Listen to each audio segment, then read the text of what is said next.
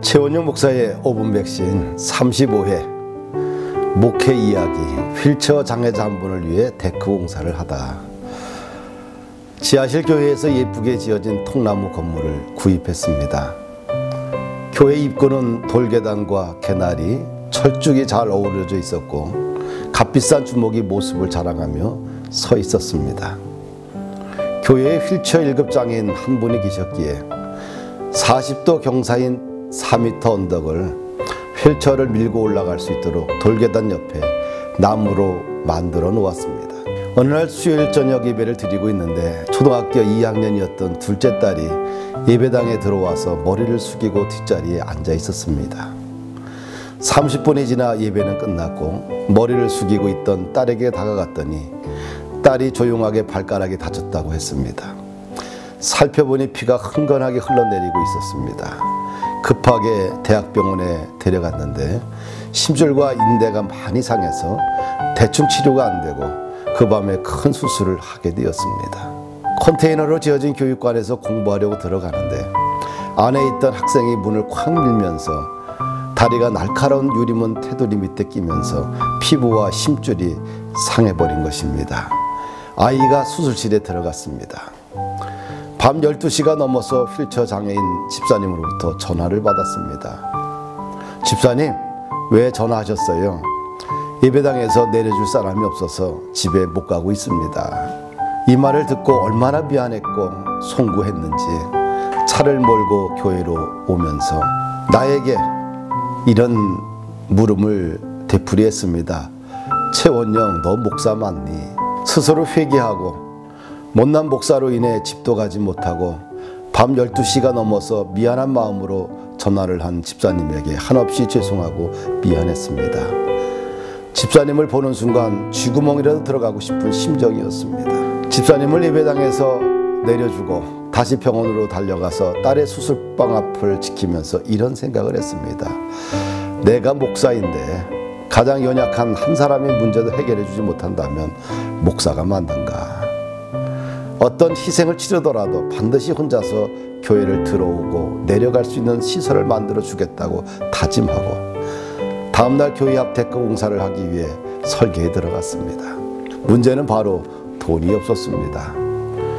당시 개척교회를 하면서 이자와 교회 운영비를 목회자가 책임지고 있었고 또 자비량으로 목회를 하고 있어서 방법이 없었습니다. 그런데 이것이 중요하지 않았지요.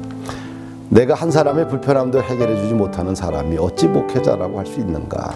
2천만 원의 빚을 내서 공사를 하기로 결정하고 8월 한여름 떼약빛 아래 공사를 했습니다. 돈을 절약하기 위해 아침부터 저녁 늦게까지 기초작업을 하는데 많은 시간들을 들였습니다.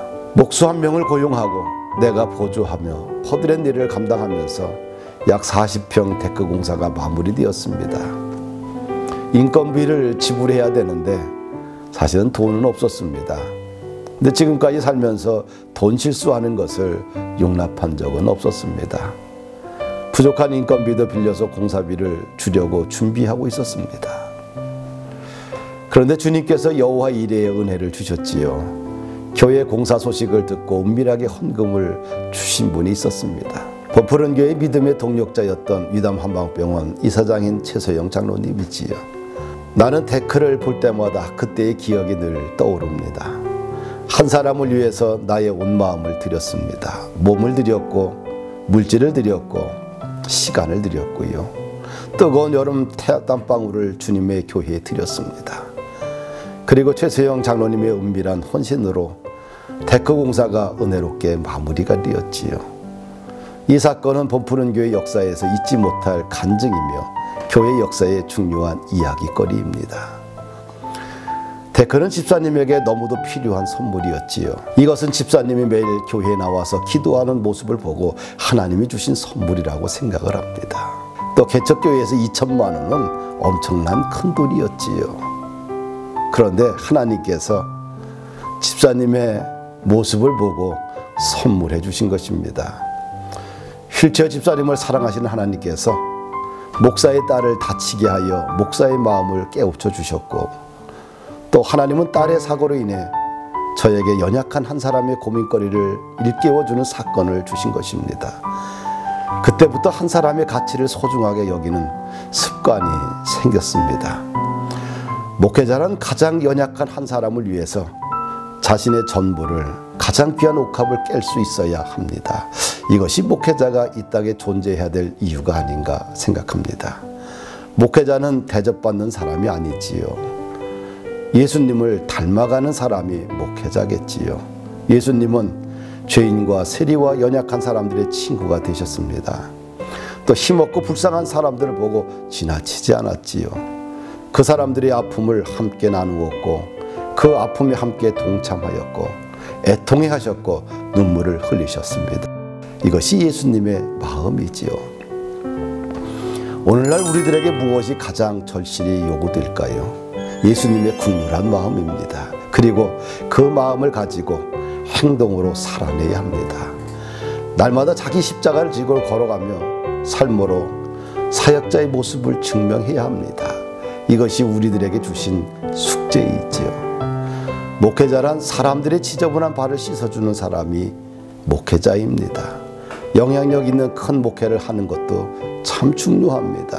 그러나 더 중요한 것은 대중 속에서 고독하게 이롭게 힘들게 죽어가는 한 사람을 발견할 수 있는 마음의 눈이 필요합니다. 그리고 그 한 사람을 위해서 자신의 전부를 내어 살릴 수 있는 목회자가 이 시대에 필요하지 않을까 생각합니다. 오늘날 바리새인, 사두개인, 서기관들이 너무도 많다고 합니다. 점점 종교인으로 굳어져가는 종교 지도자들의 모습을 보면서 주님은 혹시 울고 계시지 않을까?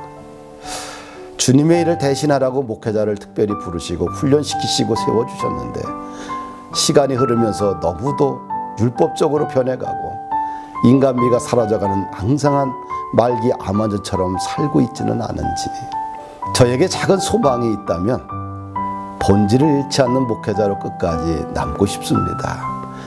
이것만이 내가 사랑하는 또 개척한 범포로교회 성도들에게 드리는 마음의 선물이 아닐까 생각합니다. 감사합니다.